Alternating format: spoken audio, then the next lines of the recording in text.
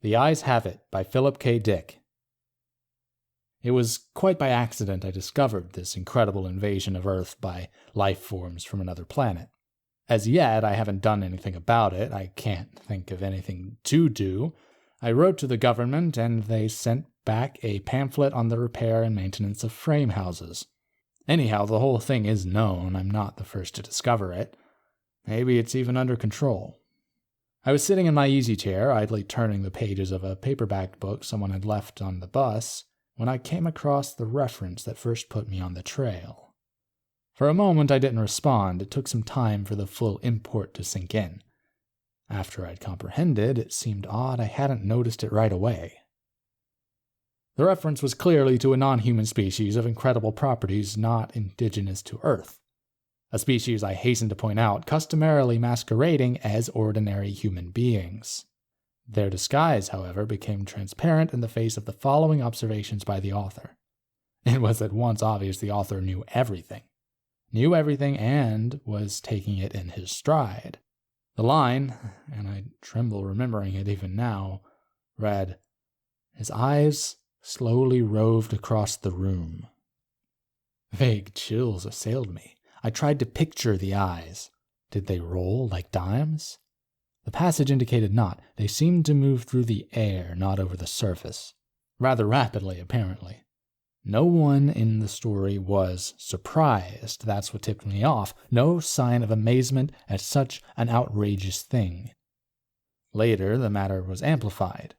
His eyes moved from person to person. There it was in a nutshell. The eyes had clearly come apart from the rest of him and were on their own.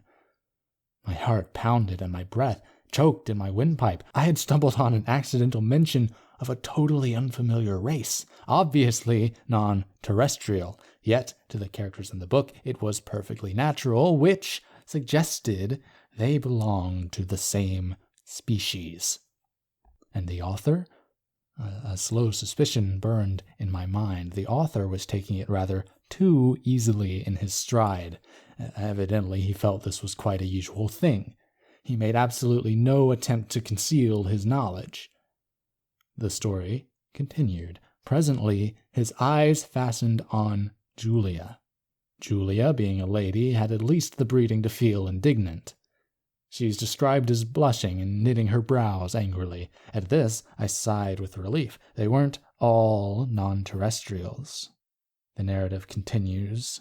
Slowly, calmly, his eyes examined every inch of her. Great Scott! But here the girl turned and stomped off, and the matter ended. I lay back in my chair, gasping with horror. My wife and family regarded me in wonder. "What's wrong, dear?" my wife asked. I couldn't tell her. Knowledge like this was too much for the ordinary run-of-the-mill person. I had to keep it to myself. Nothing, I gasped. I leapt up, snatched the book, and hurried out of the room. In the garage, I continued reading. There was more. Trembling, I read the next revealing passage. He put his arm around Julia. Presently, she asked him if he would remove his arm. He immediately did so with a smile. It's not said what was done with the arm after the fellow had removed it. Maybe it was left standing upright in the corner. Maybe it was thrown away. I don't care. In any case, the full meaning was there, staring me right in the face. Here was a race of creatures capable of removing portions of their anatomy at will, eyes, arms, and maybe more, without batting an eyelash. My knowledge of biology came in handy at this point. Obviously, they were simple beings, unicellular, some sort of primitive, single-celled things. Beings no more developed than starfish. Starfish can do the same thing, you know. I read on, and came to this incredible revelation, tossed off coolly by the author without the faintest tremor. Outside the movie theater, we split up. Part of us went inside, part over to the cafe for dinner. Binary fission, obviously, splitting in half and forming two entities. Probably each lower half went to the cafe, it being farther, and the upper halves to the movies. I read on, my hands shaking. I had really stumbled onto something here. My mind reeled as I made out this passage. I'm afraid there's no doubt about it. Poor Bibney has lost his head again, which was followed by, and Bob says he has utterly no guts. Yet Bibney got around as well as the next person. The next person, however, was just as strange. He was soon described as totally lacking in brains. There was no doubt of the thing in the next passage. Julia, whom I had thought to be the one normal person, reveals herself as also being an alien life form, similar to the rest. Quite deliberately, Julia had given her heart to the young man. It didn't relate what the final disposition of the organ was, but I didn't really care. It was evident Julia had gone right on living in her usual manner, like all the others in the book.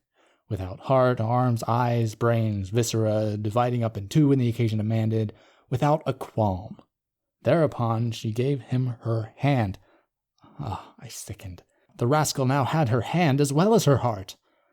I shudder to think what he's done with them by this time. He took her arm. Not content to wait, he had to start dismantling her on his own. Flushing crimson, I slammed the book shut and leapt to my feet, but not in time to escape one last reference to those carefree bits of anatomy whose travels had originally thrown me on the track.